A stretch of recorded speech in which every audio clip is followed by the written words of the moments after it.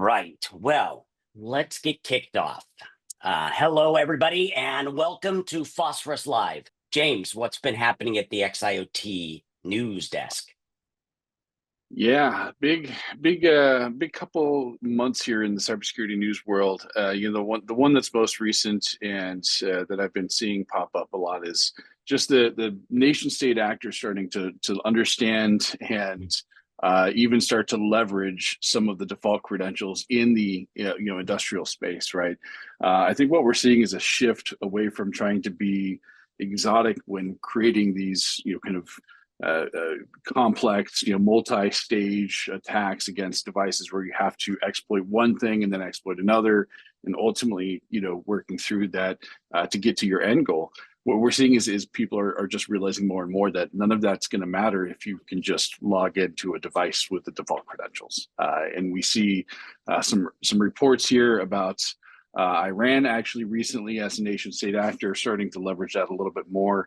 In the last couple of months, we've seen some activity out of China where we actually saw a script that was written recently that literally had a full library of default credentials built into the script that they were using to go in at scale and check and log into all of these devices. So it was kind of a really big highlight on just how important the actual basics are of cybersecurity and the basics of hygiene, because you can have the most segmented network in the world and the latest version of firmware, and one default credential will undo all of that.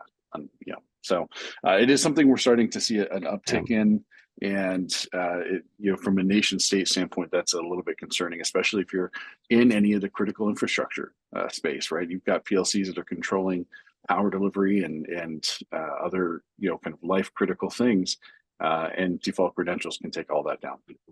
Yeah. And that's that for the update for this week. Cool. The interesting thing is one thing that we get to do, like in the show, is to breed awareness around that topic, especially with the default credentials. Of course, a couple of sessions ago when we did live hacking, so much of it was based on if I can get in with a default credential, then I can use the device as with the features that it's supposed to, except in a way that it's not supposed to be used. As we demonstrated. So again, it may, you might begin there and just we'll describe in here in our sessions every once in a while of how we can, if you just log into it and you get the rights to log into it, there's a lot of things that you can do to disrupt automation, disrupt things happening, and on from there. Yeah, absolutely.